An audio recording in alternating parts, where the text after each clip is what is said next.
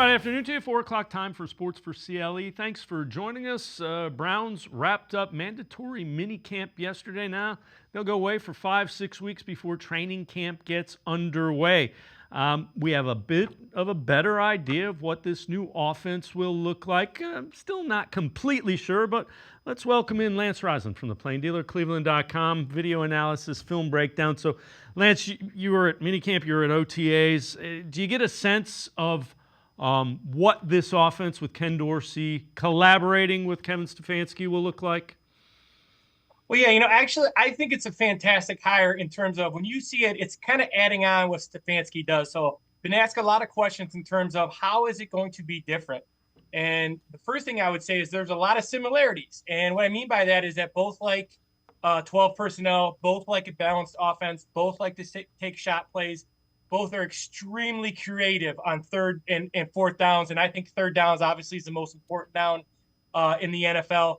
And both are fantastic in the red zone and what they do. So the similarities, that's part of the thing. So not only can they can kind of bounce ideas off each other. There are some differences, but I think the first thing people got to understand is there's a lot of things that they both do similar and are both very good at it. So the first clip we're going to look at, you kind of told us, the red zone creativity. Take us through this and what you like about this. Well, what you're going to get here is you're going to get a third down and 1 here, and you're going to get motion out of 12 personnel with 2 tight ends. Now, there's a bunch of stuff that kind of ties into this that's really, really creative. First of all, it's the short motion. And with the short motion, you're going to see the safety in the corner kind of squeeze. That's also a tight end at the tackle position, which kind of messes with that safety because that tackle can release. So they do a lot with that. Now, the next thing is you get great play action on a short yardage play. So very creative. It's just a little bit outside the red zone, but still the red zone. This is a red zone concept that we all run from the 25 to the 15. So heavy run, heavy play action, creative formation with the tight end, bringing the receiver down in motion. He does a lot with motions, both fast motions and slow motions. I think that's probably the number one thing he's going to add to this offense is you're going to see, though the plays are going to be similar, you're going to see tons of movement by these Browns receivers and backs to help recognize what they see. So this is just a great play action here. Third and short, you get a wide open. This is based on the formation and what Dorsey gave those guys. And this is from 2022 when he was just outstanding with Josh Allen up in Buffalo. Yeah, the other thing that's kind of those easy yards that we kind of talked about. So this next clip kind of goes to what you were talking about, movement. So take us through what you see here and what you like about this one. So one thing when you get early on, as you watch the Browns practice here early on with minicamp and OTAs, is you see a lot of movement, and you see this is one of the type of motions that they're going to run. It's just a jet motion, and on this one in 2022 they actually gave it, and the Bills have a lot of these sudden twitchy guy. McKenzie, he's a really good guy, but the Browns have these players too. Elijah Moore, Hines, a bunch of guys that can do this. And once again, it's really not the jet sweep that's important. It's the eye candy for the linebacker. So they're going to run this once in a while with this motion, but you're going to see all kinds of different types of motions. And what they're trying to do is they're trying to do 2 things. One is they're trying to dictate eye candy for the linebackers. The second part of their motion is they're trying to tell the quarterback, Josh Allen, and now Deshaun Watson, what is the coverage? So you're going to see fast motion, slow motion, but what they're trying to do is they're trying to create matchups they like, and they're trying to find plays and things that give those linebackers get their eyes off what they're trying to do. So a lot of similarities in scheme, but if you ask me, this movement and the constant movement on almost every play is what you're going to see a lot of this year, this fall. Yeah, the thing that you mentioned there that seems to play to Deshaun Watson's strength is matchups, letting him recognize them. Those were the things he did really well with the Texans that made him elite. This next clip you mentioned is RPO choice routes. Take us through this, what you like with this. So did a recent post on what choice routes are, and there's a couple different ways to look at a choice route. And there's the receiver routes where the receiver is going to look at the coverage and he's going to decide what route he's going to run after coverage. And there's an RPO concept where is it going to be a run or a pass? And I kind of lump all those together where you're giving the quarterback the ability to make a bunch of different decisions to get him in the right play. So with this play, you're going to get a split zone look, very common play by both Dorsey and Stefanski. And up top, you're going to see Diggs when he's with them. You're going to see him actually look inside. He's just going to run a speed out. And all Dorsey's looking at is the corner is soft and the linebacker is going to step up on the zone. And this is just kind of an extended run, easy yards, easy 8 yards here. This was actually a run play. The top of the screen, you have the speed out. If you look at the bottom of the screen, you're going to see them run a bubble screen. He can also take that bubble screen if he wants. So he has an option here of taking 3 things. He can give on the handoff, he can throw the speed out up top, or he can throw the bubble.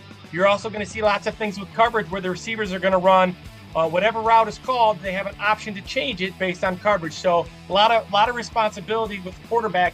And like you said, Deshaun Watson never gets enough credit for his ability to process. His ability to process is as good as any in the NFL. So I think this is going to be something you see often where there's going to be tons of RPOs, tons of little pass options off the base run. The other thing that this screams that you and I have been talking about for a couple of years now, these are easy yards. Those easy yards where it's 6-7 yards and you're setting up second and short. Well, yeah, and it's so important that you get to 2nd and 2, 2nd and 4. The Browns are always close to perfect, right? So they all the time they get up there and they're not always losing yards, but they're 2nd 7th, 2nd 6th. Like you said, that play right there, that's just a split zone. He's probably going to get 3 or 4 yards if he hands it off there, but he's got a great matchup up top with Diggs, just like Browns do. Browns have as good a personnel on offense as anybody in the league. That's just an easy pitch and catch, right? So now you're at 2nd and 2, and you get to dictate as an offensive coordinator what you're going to call. If they load the box, you can throw over top. If they play soft, you can run the ball. But in 2nd and 2, you're in charge, not the defense. And that's what the Browns got to get to. It's really hard to go 10, 12 plays like we've talked about for a long time. They got to get these chunk plays, and I think Dorsey brings a lot of that to it. Yeah, the next thing that we're going to take a look at the vertical passing game, and you kind of just alluded to it. This offense that Ken Dorsey runs is designed to get chunk plays. What do you like about this? Now, this is going to be a matchup on the slot here. Now, the thing I like about Dorsey and what he does, Stefanski did this. If you look back to the Texans game, the first time they played him, they just hit tons of chunk plays. And for me, it's not always a vertical pass play where you're getting a 9 route or a vertical route. It's where you get these chunk plays. And this is just an over route or a cross route, they call it. There's different terms from it, but it's a 15 to 20 yard cross the field route against a slot receiver like Elijah Moore against the safety, which he's going to win. And this is the same thing that they do here. So again, it's recognition by the quarterback and just a vertical chunk. And for me in the NFL, very rarely are you going to get a 60, 70 yard pass for a touchdown. What you're looking for is these 15 to 25 yard chunk plays that switch the field, right? That flip the field, that doesn't make you have to go 20, 15 to, 12 to 15 plays to score. It just makes it easier on an offense. And that's what Dorsey gives. So again, I think they're going to do a lot of play action out of the gun. But again, this would be the chunk play. So this is a classic example, maybe on this play, that you could run on 2nd short. So you do a little RPO on 1st down. Now you got it to where you want it. Now you can throw a chunk play here. And if you don't get it, then you come back and you can run the ball on 3rd and 2. So they just have a lot of options. And once again, this vertical chunk game. And I've been asked a lot of questions about, I like to use the word chunk instead of vertical because it's just these big plays. And, everybody catches each other in the NFL. Everybody's fast. But these type of plays flip the field, and they're tough to stop. So when you look at what you expect this offense to be, will it look drastically different than what we've seen, or is it more nuanced? I would say nuanced. So you're going to get, so if you look at the run game, one thing he does, Dorsey does, is he runs a dart play, which is very simple, and say he's going to pull the backside tackle where the Browns often pull their guards because of the talent of the guards. But still front side, still down blocking, it's still gap schemes. He runs zone. So very multiple run game. But what you're going to get is you're going to call the window dressing, right? So you're going to get motion. You're going to get multiple plays in one. You're going to get RPOs. You're going to get these chunk plays. You're going to get shot plays on 1st down after turnovers. So I think it's more that the nuance with the motion, the nuance with the RPO system, but then also building on what Stefanski does really, really well. And I'm a big believer in Kevin Stefanski and his play design. I just think sometimes with motion, he can make it easier for the quarterback in a read. A little bit of motion will tell you the coverage every single time. A little bit of motion cannot make all the linemen have to block everybody because the linebackers are looking at the motion. So what you're going to get is you're going to get guys in space. You're going to get the things they've done very, very well. They're still going to do those things. Now you just add some vertical pass game, some window dressing, some things that are going to loosen the box a little bit for the run game. The Browns have run the ball with 7, 8 guys in there, and they've done it well. Now they're going to run the ball with 5, 6 guys in there, and they're going to do it just as well. So I've said this before. I think the run game gets stronger because there's less people in the box because the pass game gets stronger. But as a coach, you're going to do what you do, and you run the ball, and they're going to get better at it. Lance Reisland, as always, great stuff. Appreciate the time and the insight. Thanks very much, Lance. As always, thanks for having me. Lance Reisland, make sure you check him out. Always really good film analysis and video breakdown, not only with Browns, but all of football. We're going to step aside, take a quick timeout. Other side of the break, we turn our attention to the Guardians. They have the first pick in the Major League Baseball draft coming up in a month. We'll take a look at the prospects they're looking at to take number 1 overall. That's straight ahead on Sports4CLE. Stay with us.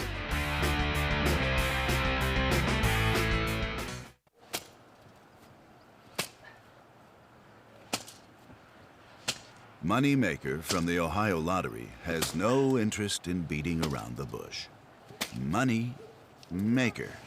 You play the game, you could win money. Up to $2 million. With more than $88 million in prizes from $50 to $500. Moneymaker cuts right to the cash. Unlike this guy.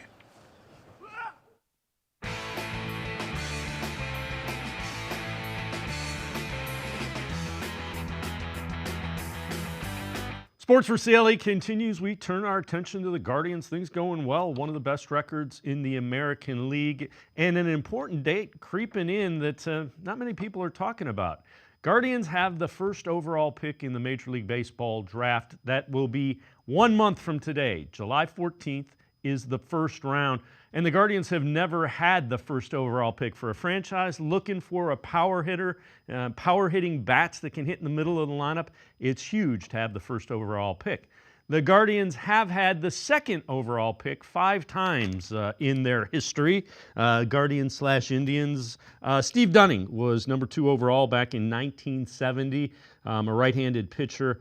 Rick Manning came up as a shortstop from Niagara Falls High School back in 1972, was second overall pick. Greg Swindell had some success with the Indians as a left-handed pitcher. He was the second overall pick in 1986. Mark Lewis, second overall pick in 1988. And Paul Shuey had some success out of the bullpen in those championship years in the 90s for the Guardians as well. He was the second overall pick back in 1992. So the question is, how many number 1 overall picks hit? And the answer is that depends on the year. So these are MLB.com's top number 1 picks overall, listed as the top 10. So Alex Rodriguez, 1993, shortstop for the Mariners, was a no-brainer. Chipper Jones, same thing, was a shortstop again when they drafted him out of high school in 1990. Ken Griffey Jr., no-brainer in 1987. Bryce Harper of the Nationals in 2010. Joe Mauer, Hall of Famer, catcher, Twins, 2001. Jarrett Cole will be healthy for the Yankees soon. Was the Pirates' number 1 overall pick in 2011. In 2012, Carlos Correa. Back in 1980, Darryl Strawberry, outfielder for the Mets. Adrian Gonzalez in 2000, first baseman for the Marlins. And the left-handed pitcher, David Price, for the Tampa Bay Rays back in 2007. The question is there a no-doubter in this draft prospect where a can't-miss kind of guy or a near can't-miss? In baseball, it's never can't-misses. The answer is depends on who you talk to. There are some intriguing prospects. We're going to take a look at the top 6, and one of these 6 is 99% to be a guy that the Indians will take number 1 overall. Guardians, if you will, now. All right, so the top guy, outfielder and third baseman from Georgia. A right-handed hitter. He's 6'6", 215 pounds. He is the top power hitter in the country. Went from preferred walk-on at Georgia. It's Charlie Condon. Preferred walk-on at Georgia and redshirted his freshman year. When he finally did play, he was the National Freshman of the Year last year. This year, he was the Southeastern Conference Player of the Year and one of the top prospects in this draft. .445 is his batting average, 36 home runs, 77 runs batted in, 20 doubles, a 1602 OPS, 55 walks, just 39 strikeouts in 220 at-bats this season. Has set an NCAA power hitting number for home runs in a season since they went to restricted flight aluminum bats several years ago. He profiles as the top power hitter of this class by a large margin. Condon just turned 21 years of age back in April. So 21, young guy, power hitter, plays the outfield and third base. All right, another guy that's intriguing that fits the profile of who the Guardians like, Travis Bazzana, native of Sydney, Australia. He will be 22 in August. 6 foot, 190 pounds. Decent power, hits for a high average, and has taken off and moved to the top of the draft class after winning the Cape Cod League batting title last year with a .375 average. That earned him MVP honors of the Cape Cod League last year. He's followed that up with an outstanding season at Oregon State. .415 average, 28 home runs, 66 runs batted in, 16 doubles, 1512 is his OPS, 74 walks, 34 strikeouts, and 207 at-bats. He can also steal a base for you. 16 stolen bases in 21 attempts. Is considered pretty much a decent defensive second baseman. Not great, but not a liability by any stretch of the imagination. Now, a guy that if we would have had this conversation a year ago who would have been at the top of that list is Nick Kurtz from Wake Forest. Was considered the top prospect a year ago. 6'5", 240-pound first baseman. He got off to a tough start this year and then missed a couple of weeks with a banged-up shoulder. Has the ability to hit home runs. You know, he has power at all fields. This year he hit .306, 22 home runs, 57 RBIs, 11 doubles. His 78 walks were the most in the NCAA this year. Struck out 42 times in 173 at-bats. The thing about Kurtz, he profiles as strictly a first baseman. Not sure that he has the power to be number one overall if you're just a first baseman. This next guy is intriguing as well. Jack Caglione. He is one of the most interesting prospects in this draft. He's a two-way player, you know, that someone will label him as the next Shohei Ohtani. That's a little rough. 6'5", 250-pound first baseman, left-handed pitcher. He is definitely the country's best two-way player. Profiles as a power-hitting first baseman, and this year he cut down his strikeouts significantly. Caglione hit .410 for the Gators this year, 31 home runs, 63 runs batted in. OPS was .1373. He drew 48 walks, striking out only 23 times in 229 at-bats. On the mound, he is a power pitching left-handed. 5-2 was his record, 4.75 ERA. Struck out 76 in 67 innings pitched, 46 walks. Again, that left-handed pitcher, fastball lives in the mid to upper 90s and has touched triple digits. So Caglione, two-way guy, probably profiles more of a hitter just because of his power numbers than he does as a pitcher at this point. The top college pitcher in this year's draft is this guy, Chase Burns, West Virginia. Right-handed pitcher, and he has a wipe-out slider. Scouts grade things on a 70 and below. His slider is already graded as a 70. That's in his arsenal to go with an upper 90s to 100-mile-an-hour fastball. Burns pitching for Wake Forest ACC, 10-1, a 2.70 ERA, and 100 innings pitched, had 191 strikeouts, only 30 walks. Opponents hit 175 against him, and he allowed less than one base runner per inning pitched this season for the Wake Forest Demon Deacons. All right, the last guy we'll talk about that could potentially go number one. Left-handed pitcher Hagen Smith from Arkansas. Mid to upper 90s, again, hits 100 miles an hour, a lefty. 9-2 for the Razorbacks, 2.04 earned run average. Struck out 161 in 84 innings pitched, just 34 walks. Hitters hit 144 against him. And remember, he's pitching in the SEC for the Arkansas Razorbacks. And Hagen Smith was named SEC Pitcher of the Year, and he's a finalist for the Golden Spikes Award, which goes to the top amateur baseball player in the country. Those are the guys, those 6 are the guys that the Guardians will likely take the first overall pick from. We are going to be joined on the other side of the break by a guy who knows these players extremely well. On the other side of the break, Keith Law, senior baseball analyst for The Athletic, who has seen these guys, studied them, scouted them. One of the best baseball writers in the country. Keith Law joins us to talk who the Guardians are looking at. Number 1 overall, Sports for CLE. We'll be right back. Stay with us. Come back to go forward. Back to learning new things. Back to pursuing your dreams.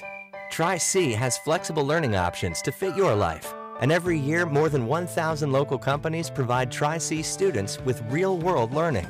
The right education can boost your lifetime earning power by hundreds of thousands of dollars. Start now with a college education you can afford. Tri-C, where futures begin.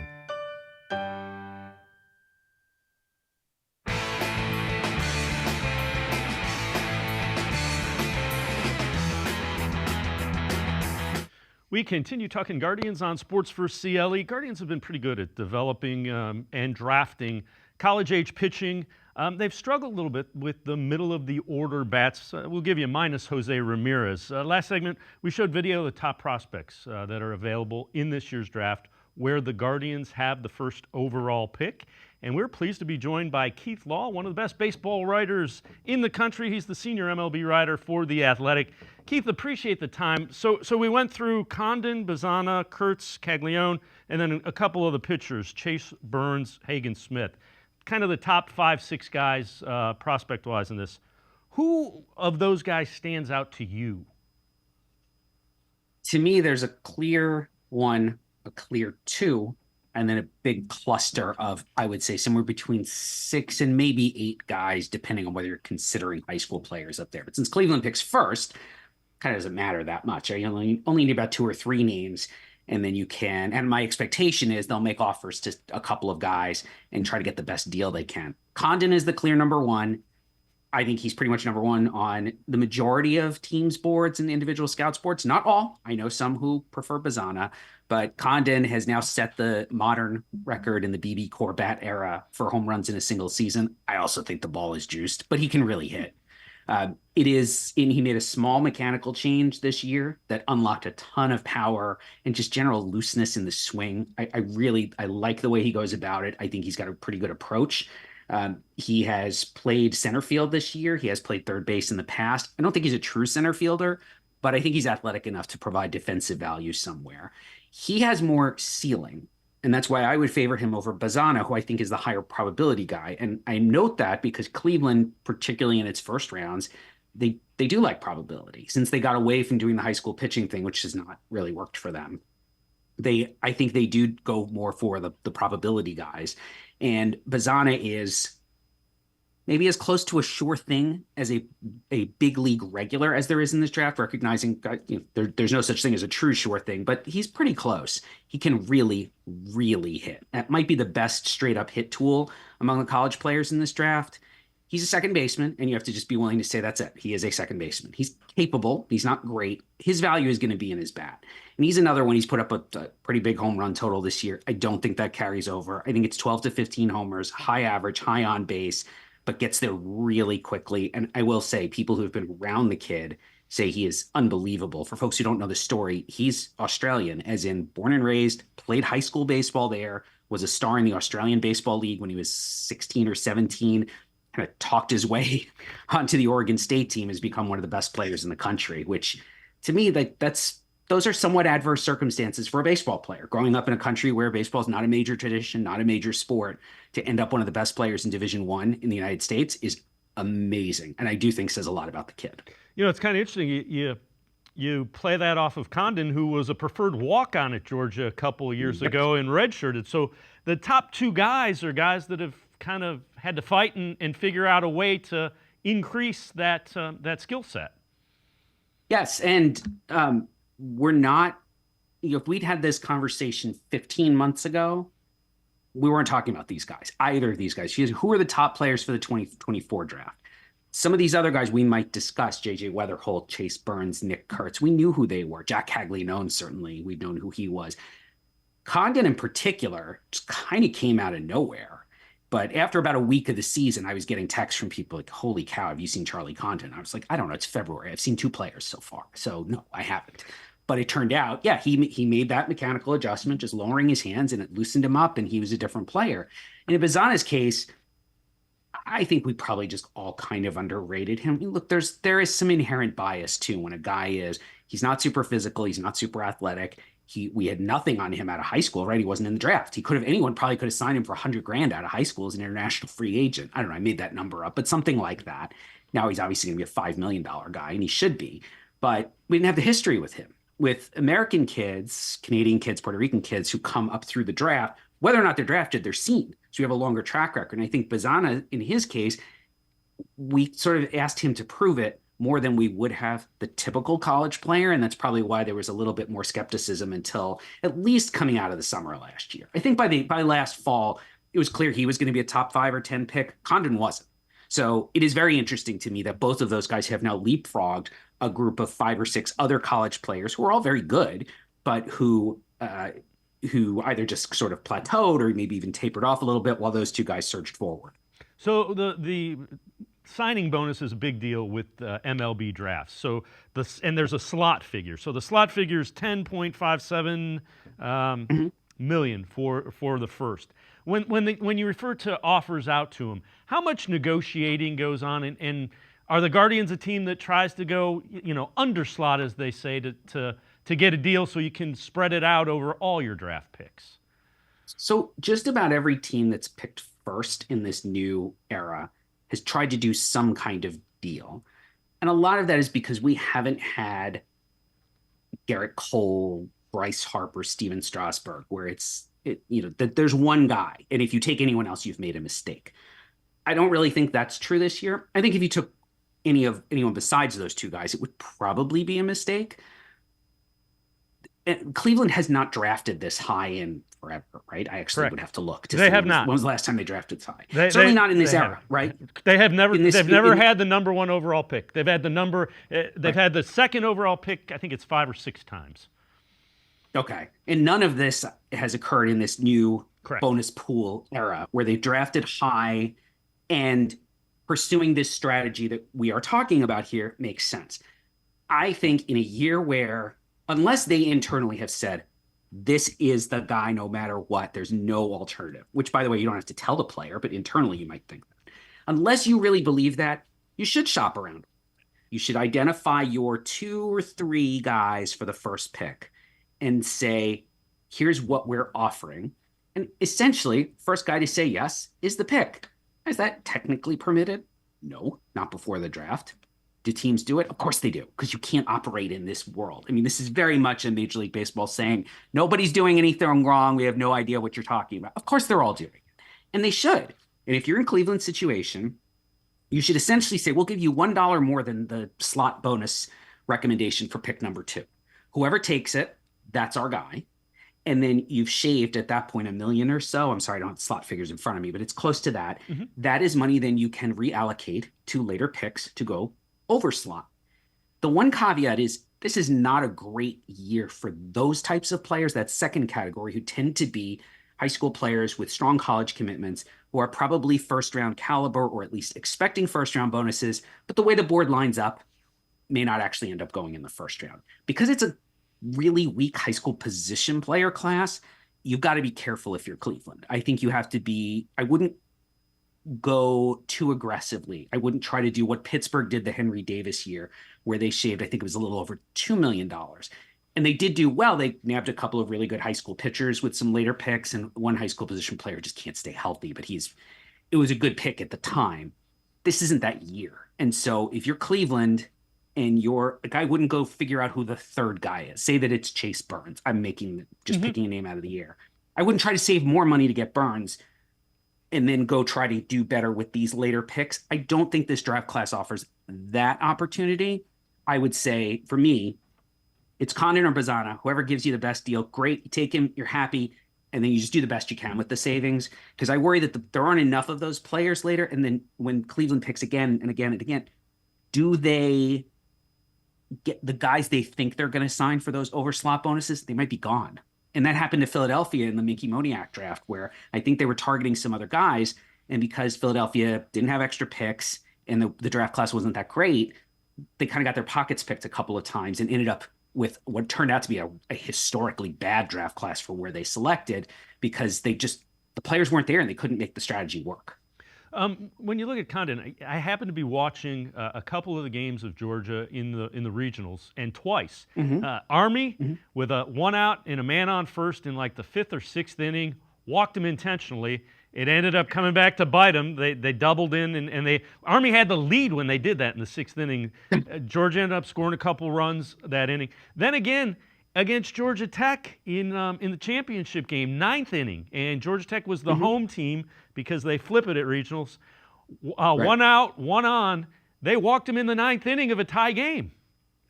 Is that the kind of hitter he's been this year? No, it's terrible strategy, and I like an angel gets its wings every time a hitter who's been intentionally walked comes around to score. It is the worst strategy. I see it in college baseball all the time. Yeah. It's lazy. It is sloppy. It is nearly always the wrong strategy.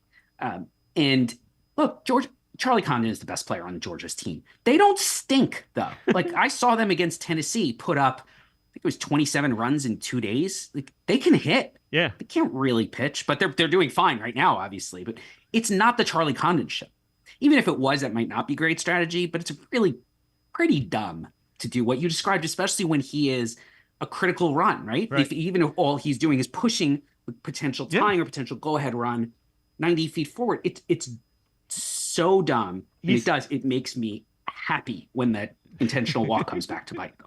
He's batting second in the order, so you're bringing up the 3-hitter in their order, and who you would think was pretty good. Exactly, it did come back to bite. Now they got out of the 9th; they ended up losing it in 10 innings, and yes, Georgia advanced to the Super Regionals. Georgia Tech, right? Yeah, Georgia Tech, correct. Yeah. So when you look at Condon, between these two, who do you? I mean, what's the separator in your mind? When I look at him, I don't see a guy like Condon in the Guardians system. I just don't. No, I see a lot of guys that look like Bazana, maybe not at that level, but they have so many. They have a second baseman, Jimenez, who he's young. He's young and he's a platinum glover. And he's starting to hit better again. So I have several thoughts on this. First, to just answer the question most directly, Condon is my 1 and Bazana is my 2. I have a ranking of the top 100 guys in the draft class. And obviously, the higher on the list, the more I'm giving consideration to who ranks, it's really like pairwise, this guy or that guy, this guy or that guy. It's Condon. The only real question I have on Condon is, and I don't know how much this is an issue, but Condon in particular, and a lot of the Georgia hitters, they are mashing at home, and they've been nowhere near the same on the road. Now, Georgia's not a great hitter's park historically. It just gives me a tiny bit of pause. Something weird going on here that I should be considering. However, if I'm grading out the tools, the athleticism, the bat speed, the running speed, the glove, the arm, the raw power, Condon blows Bazana out of the water. Bazana is a better pure hitter. And like I said, I think that gives him a higher probability. There's a higher floor. There's a much higher chance of Bazana not busting, of becoming, Condon has a better chance to become a star, a much better chance to become a star. Bazana has a somewhat better chance of just getting there at all, right? There's some chance here that Condon doesn't quite hit enough to get to all the other tools. I don't really think it's a big deal, but these are fine distinctions we're trying to discuss, and I'm sure they're trying to discuss. You don't want to whiff on the first pick. You don't want to say, well, we're going to save $500,000, but get a much worse player, right? You have to get that first pick right. And as you said, historically, they've never picked first. They've only picked second a couple times. It's been forever. And they do have some deficiencies in the system. That said, I would probably only consider that last point. They don't have a Condon. They have some Bazana-ish guys, and they certainly have a type. right? Short, middle. If I could play second base, they would have drafted me. I'm 5'6". I'm right in their wheelhouse. But I wouldn't let that be anything except maybe the very last variable. Don't draft for need, because often that will steer you away from the better player. And you can always find ways to fit in the better player. The Orioles are running into this now. They have one of the best players in the American League right now, Gunnar Henderson, who is a shortstop who everyone thought was probably going to move to third. I actually still think if you put him at third, you might have Brooks Robinson. He's really, really good over there. Maybe Scott Rowland would be a better comp. But turns out he's a pretty good big league shortstop. They're going to find a way to play Jackson Holiday somewhere. Yep. So you can always fit in the better player, particularly when they're athletic. And Condon's athletic and he is flexible. Whereas Bazana he's pretty much stuck at second base. And he's fine. But with Condon, it could be center. It's probably right. But I would run him out at third and see what it looks like. I understand they have a third baseman, but just create more options for you. Maybe move him around. I even asked the kid, where do you want to play? What do you think is your best position? Give him a shot to play there for a little bit. And Cleveland is a club. They'll move some guys around too to try to create versatility and explore their options and recognize that. But I think to me that the argument to take Condon is more that he's the best player with the most upside rather than they have these particular needs they need to address. When you look at him, is there a guy that and I know it's tough to do, is there a comp to Condon? I've seen Chris Bryant, I've seen Nick Castellanos. Is there anybody that comps to Charlie Condon in your mind? He looks like Chris Bryant. Not his eyes. Chris Bryant has better eyes. But there's a body comp. Charlie Condon to me looks a bit more like Chris Bryant did as a freshman at USD versus Chris Bryant in his draft year. Condon's he's more athletic. He's a better runner. He's looser. He's more fluid. I loved Bryant. I thought Bryant was going to be I saw Bryant in high school. I thought he was going to be a star. Castellanos, probably not a good comp for me because Castellanos was just bat. It was all bat, and it was always going to be work to get him to play somewhere on the field, and he's not a very good right fielder. He's just not that athletic or that fast. Condon to me is a little bit, I'm not to say that he's unique, but it is an interesting skill set where it's 6'6", it's very lean, and I think he's going to stay that way. Like, I don't see Charlie Condon bulking up to the point where you say, well, he can't play a skill position. He's got to go to right field because he's too big or he's slowed down. I don't think he's that type. It's funny because I'm old, and I watched him play a couple games at Tennessee, and I think this is like a little Dave Winfield-ish, right? Now, Winfield, when he was a player, right, he was very lean. Yep. Particularly when he was younger, right? Obviously, Winfield, as he got older, he got heavier. But where it was long strides, and the swing could get long at the finish, but he was real short to the ball and had enough plate discipline and enough understanding. Like, he could get to it.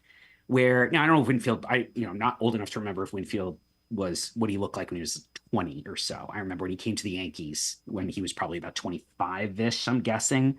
But that was the other one that came to mind. I hear the Bryant name all the time, and I sort of get it, but I think it shortchanges Condon a little bit, maybe on the athleticism, whereas Bryant probably had just more pure raw power at the same age. Keith Law, senior MLB writer for The Athletic, and now going to step aside, take a quick time out. Other side of the break, we'll talk a little bit about some of the college pitching that is available.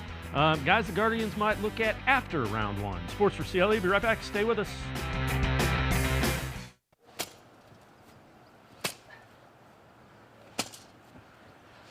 Moneymaker from the Ohio Lottery has no interest in beating around the bush. Money Maker. You play the game, you could win money. Up to $2 million. With more than $88 million in prizes from $50 to $500. Moneymaker cuts right to the cash. Unlike this guy.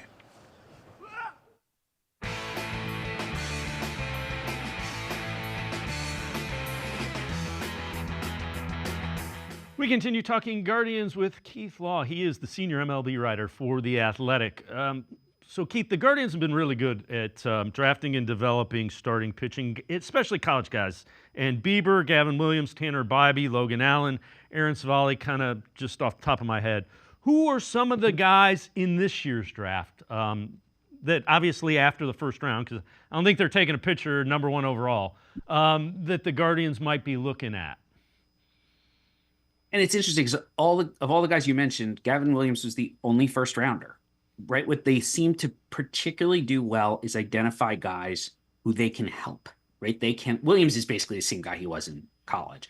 All of those other guys you mentioned have improved in some way, Bybee, Bieber, Savali, all in particular, after getting into the Guardians system. And I think there's a real core competence there. And if you talk to their people, they don't talk about the secrets, but they know that they got something. And other teams look at that too. And now other teams are saying, right, who are the Guardians going after? And should we go after those guys? Which is fine. But if you don't have the secret sauce, right, to make these guys better, then it may not necessarily work out. And there are some of these interesting. So I think Cleveland's type is they like guys who throw strikes, which is obviously not true of all college stars. A lot of them, it's more stuff than command or control. They want the latter guys. They like guys who have some second pitch, not some non-fastball that is already in place that they can work with. All these other guys had something, except for Williams. Williams was an exception also because his main pitch was and still is a really difficult to hit fastball. But when they're going for these guys in rounds, sort of say 2 through 5, they're looking for good athletes. They like good deliveries, but they're willing to tweak a delivery, at least one off-speed pitch that is kind of already in place. Now it might get better, but that they already feel like is an above average pitch, and control, preferably control with command as well. And I think there are a bunch of these guys this year. There's actually quite a few guys who I think would be higher picks if people felt more comfortable with the delivery. Luke Holman is a guy at LSU where he's had great results this year. Nothing is plus. It's 91, 94. It's probably an above average slider, above average curveball.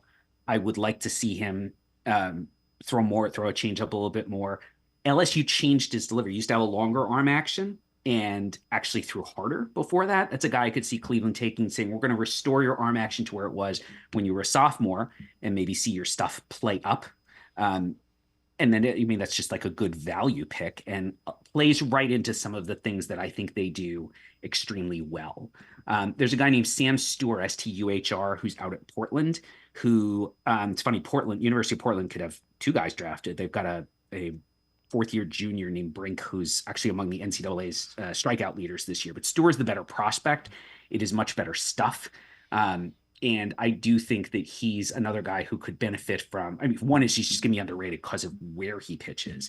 And he's got more present velocity than these guys typically do when Cleveland drafts them. But he's got a changeup that he barely uses. I could see Cleveland taking a guy like that and say, okay, we're going to just change your pitch mix a bit. Or even try to improve his changeup. He's got sort of an old school circle change, and that's literally just a slightly different grip because the arm speed's fine, slightly different grip to give it more movement. Again, the kind of thing Cleveland really likes to do. Also, Cleveland doesn't mind if a pitcher's a little bit undersized. I think they think that is size is a little overrated. I'm inferring this from the way they draft. Carter Holton would be the other one, a lefty at Vanderbilt, who he misses bats, but he's also been getting hit hard when he gives up contact.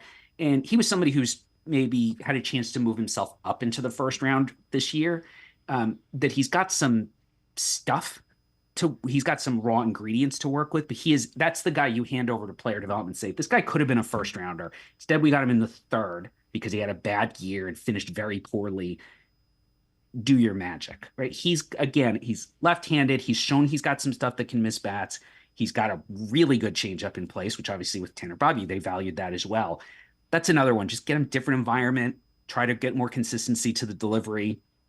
Tiny tweaks may get him to be, okay, maybe he's not a top of the rotation starter, but a guy who's like a quality 3rd or 4th starter with player development help. Just having this player development group in place opens up so many possibilities. So many pitchers. There are probably pitchers I don't even really know about because they're not good enough to say get onto my top 100 ranking. But for Cleveland, they make sense, right? Because they can look at those guys and say, yeah, he had a terrible year and there's not really a plus pitch here yet, but we can do some things. They see raw ingredients that make a guy a 3rd round possibility for them. Whereas for a lot of other teams, it wouldn't make sense because they can't develop pitching the same way. So we kind of alluded to this last segment. The type of player that the Guardians seem to like, position player, middle infield guy, puts the ball in play. Is that, Yep, is that fair? Is that a fair? Oh, it's totally fair. It's a running joke in the industry is that, who's the 5'7" college middle infielder who doesn't strike out? that's Cleveland's guy, obviously. And honestly, if they pick 20th, they'd probably end up taking a guy like that. Just as they pick first. And, the joke coming into the year was they were going to take J.J. Weatherholt at West Virginia, who is a little bit of an undersized, not tiny, but a little bit of an undersized shortstop who doesn't stay there, but can really hit. And it is he's got a great swing. The only reason I think Weatherholt's out of consideration is he's been hurt almost the whole spring, dealing with the second major hamstring injury he's had in the last 12 months.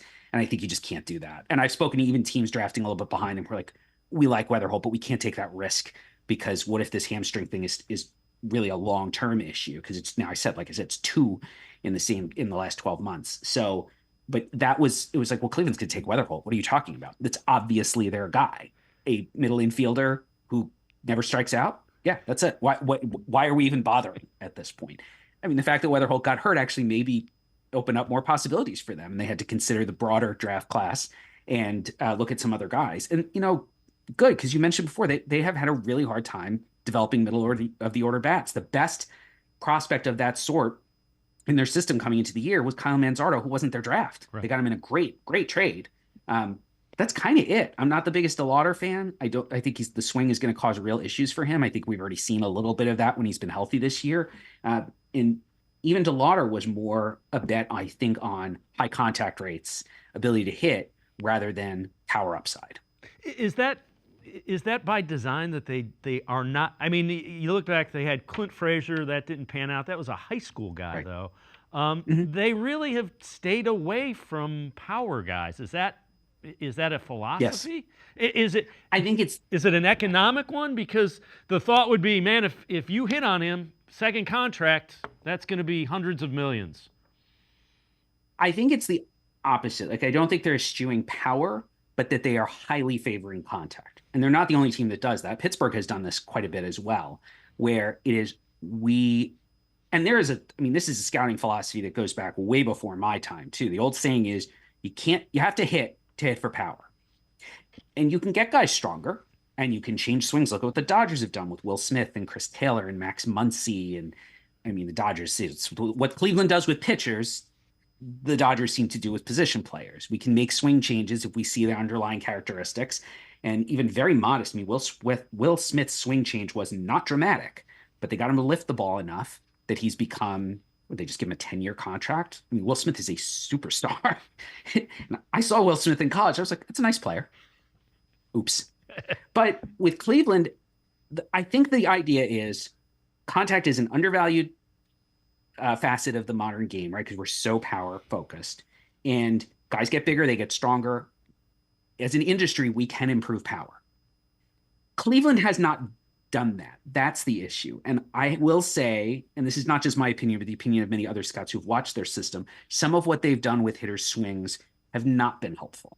Like Jose Tena is a guy who's really struggled to take any kind of big step forward because of some of the swing changes that they've implemented with a lot of these guys. And I mean, Tena last year, it looked like at least 2 different swings, maybe 3 over the course of the season. Kenzie Noel, another guy who does have big power, huge power. I have been at games and seen him hit a ball out at about 109, where it was like hurt my ears loud. And then next time I see him, what, they're trying to make him a contact hitter? Like, what is this? But so I don't think they have that formula like they have for pitching. So it's fine if you want to take those high contact guys, but there has to be sort of a step 2 now. These are the things we're going to do with the swing, with the body, with the approach to unlock more power. That's why I found the selection of Rafi Velasquez last year so interesting, and that they've basically given up on him catching. We think he is going to be hit, get on base, power. And if he does have the raw power, we'll see. He got off to a nice start this year. He's obviously very young too. It's too early to draw any big conclusions. But that was a very non-Cleveland pick. And I like that. I like seeing teams get a little out of their comfort zone, especially in the first round, and to say, we're just going to take the best player. And even if he's not our type, it's fine to have a type, but you can't only take your type. At some point, you have to recognize that's just not what the draft is giving you. And if the best player at your pick isn't your type, don't pass on the best player unless you really think you just cannot help him. Keith Law from The Athletic and I are going to step aside, take one more time out. Other side of the break, we'll talk a little bit more about the organization and the development. Who are the next wave coming through the Indians farm system? That's straight ahead on Sports4CLE. Stay with us. Come back to go forward. Back to learning new things. Back to pursuing your dreams. Tri-C has flexible learning options to fit your life. And every year, more than 1,000 local companies provide Tri-C students with real-world learning. The right education can boost your lifetime earning power by hundreds of thousands of dollars. Start now with a college education you can afford. Tri-C, where futures begin.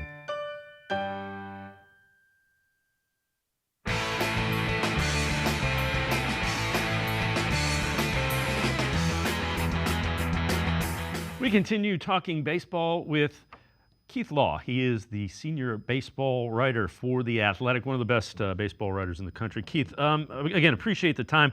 The Guardians organization, you've got Jose Ramirez, wasn't a high pick. They developed him. He just kept showing up at every level. Stephen Kwan's another guy. Other than that, it's been a struggle position player-wise.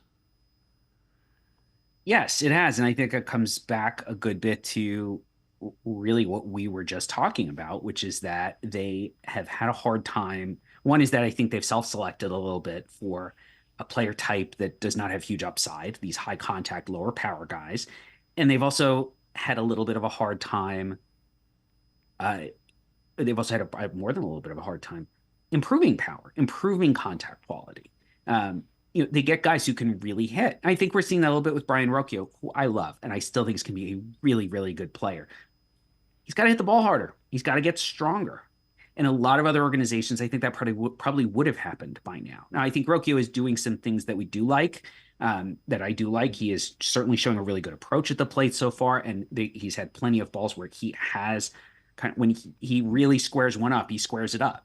In terms of just getting it on that sweet spot, he can do that.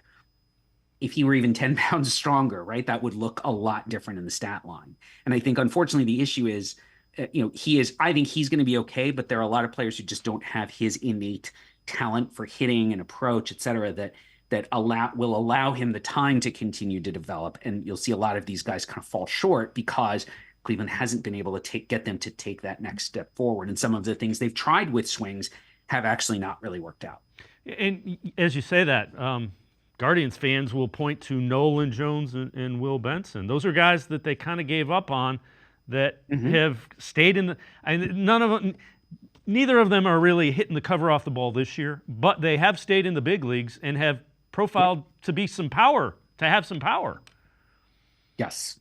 But that's what both were, right? Jones is a really good example for me of, and Jones has not been great this year. And he has issues that were probably covered up a bit by playing half his games at altitude last year. So just to be clear, I didn't mind them trading Jones, and the guy they got, Juan Brito, I think is a really good prospect. I thought that was a good trade for them at the time, and I still do. That said, Jones had issues and they didn't help him. And I think to some degree, they kind of kept moving him up because the one thing he could really do was walk. And Cleveland values that. And then he got to the upper levels and was like, oh, this guy, he really struggles actually to hit quite a bit. Actually, there are several deficiencies here, and he didn't get better. And one of them was if you could spin a ball away from him, he had real trouble with it. Well, you go to Colorado and the ball doesn't spin the same way. So that did help. But I think to your broader point, yeah, there's a scenario here that we've seen play out a couple of times, which just get out of this environment into a better hitting environment. Colorado, Cincinnati, two great hitters parks too, where the teams are just go hit it hard, right? You're going to strike out. That's who you are as a hitter. Just go hit it hard. And Cleveland they don't preach that because they are so contact oriented. You could argue that those are two examples of guys who needed to be in another system, maybe to get the most out of their skill set. And Benson was a really interesting one because he's a bit of a risk as a first-round pick. He was a very not Cleveland first-round pick, right? There were huge questions about it. He'd gone through multiple swings just in high school to try to find better results. It was tools up the wazoo, and he was a Duke commit, an amazing kid. But it's like, God, I don't know what swing you're getting at this point. They couldn't help him, and that is, I guess, maybe a bit of a cautionary tale going back to what we talked about in the first segment, where it's do you want to take guys where you don't think you can help them? Yeah. Here, as we're talking about, contact and putting the ball in play, let me ask you this. If playoff baseball is pitching dominated, a really good pitcher is only going to make 1 or 2 or 3 mistakes, and you better be able to impact the scoreboard during those mistakes. Does putting the ball in play and doing that, it would seem that would be awfully significantly harder to do against good pitching, say in a playoff series? This is a great question, and I don't think anyone has the answer, because there is a counter argument that says, well, you don't get a lot of opportunities against that good pitching, because especially if you run out a lineup of guys who are big power, big whiff, what's going to happen, right? Are you going to get no hit, or just fail to get guys on base enough to put a couple of runs on the board? You cannot go into a playoff series or playoff game and think, well, we're going to win this 1-0 or 2-1. You're probably also facing a really good lineup on the other side, no matter how good your pitcher is. So there needs to be some kind of balance. I mean, I prefer the diversifying the portfolio, right? You want the mixed lineup. You want the lineup that's got a couple of guys who make contact and get on base, and you got to have some boppers in the middle of the line. You need to have a little bit of everything. I think that Cleveland. You keep coming back to Charlie Condon keeps coming back to that conversation. Yes, for the he Guardians. does, right? Yeah. Well, because I think at worst with Condon, I think you're getting an on base and power guy.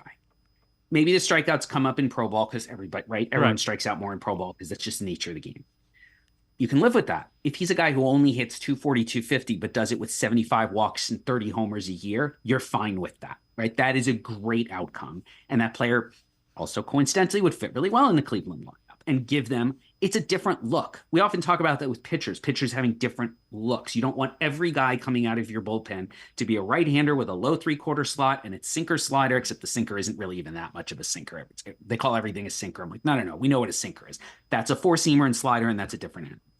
You don't want every guy to look like that. We don't want every guy in your lineup to look like that either, because it does make you vulnerable to specific types of pitchers. It's like, it's an odd analogy, but folks who are, the issue we have with bananas in the world is that every banana you get at the grocery store has exactly the same genome, right? They're all clones of the same plant. And there is one fungal disease that is attacking these banana plantations. And once it hits, you can't grow bananas there anymore because they're all the same genetically. So one attacker leaves the whole farm vulnerable. Well, that's kind of what happens if your whole lineup looks exactly the same and you run into a pitcher who has that, that one pitch or that look or something. He's just going to carve your lineup up. And I think Cleveland could run into that a little bit too. And remember, they were in the playoffs, was it 2 years ago? It was like, Cleveland's doing this old school and you may not recognize it because it's not just all 3-run home runs. It's like, they didn't reinvent baseball. It's a different look. Right. And I don't know that that's necessarily better or worse, but I do think a hybrid, blending the two is probably the best formula. Understanding also no one's really figured out what works best in October. Yeah, and the other thing is, it was a walk-off home run that got him to the second round of the playoffs as well. So, Before I let you go, you look at the system, and the Guardians have a really young major league team. So a lot of the guys that would be in the minors are now in the big leagues, which has created a little bit of a vacuum in the farm system. Who's in that next wave in the minors that's coming up that fans want to listen to? I think you mentioned Vasquez. Ralphie Vasquez is a guy that's pretty highly thought of. Who's in that next wave of the younger prospects for the Guardians? Yeah, I do like Velasquez. He's off to a really good start this year, which is great to see. He's got to hit, right? If it's just going to be first base for him, he has got to hit and hit for some power. But so far, we're seeing that in a pretty good approach as well, which is really nice to see. I think what we see a lot of is with these high school hitters, particularly since they get pushed right to low A now because there's no short season anymore. It's been a challenge. It's been a big problem for a lot of guys. But when you do make that leap, that's a really, really positive sign. Jason Churio, who's also on that low A Lynchburg club, younger brother of the Brewers rookie center fielder, showing a great approach. He is kind of physically undersized right now, but he has some projection. He's going to get bigger. So the power hasn't shown up yet, but I do feel reasonably confident that the power is going to come at some point. That Lynchburg club is fun. If folks have, folks listening from around the country too, you get a chance to run in and see Lynchburg. They're on my hit list to try to get at some point this year. when they come closer to me. I live in Delaware, so they will at some point come reasonably close to me. I still like Jose Tena. I know we saw him in big leagues a little bit last year. He was, maybe a little bit overmatched. I think he's a really good player. I think if he gets just some swing consistency down, he's never going to be a high on base guy, but I think he's going to hit for some average and some power, and he can play somewhere in the infield. That may also just make him trade bait. It's also entirely possible, just recognizing infield is not a particular area of need for them right now. I know a lot of other clubs and a lot of other scouts who really like Tina and would love to be able to kind of get their hands on him and maybe make some little adjustments. Last one I'll throw out there, he's not having a good year in Lynchburg, but I think he's a good example of a guy who probably should have been in short season. Alex Clemmie, super athletic lefty they took in last year's draft. He'd been up to 100. He's 6'6". He needs some delivery help, but he's in the right organization for that. The results have not been good this year. He's also barely 18, I think. Yeah, he won't even turn 19. He's 18 for this season. He won't turn 19 until after the All-Star break. I do like him long-term. But long-term, right? He's going to be a slow developer. And I look at the stat line for him and say, you know what?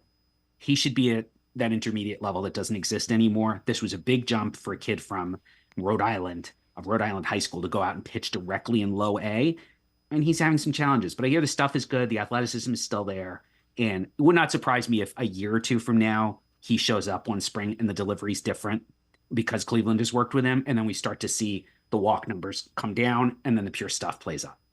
Keith Law, as always, thanks so much for the time and the insight. I've enjoyed it, and I know I've kept you longer than I said I would, but thanks so much for the time and the insight. Appreciate it very much. Thanks, Keith. My pleasure.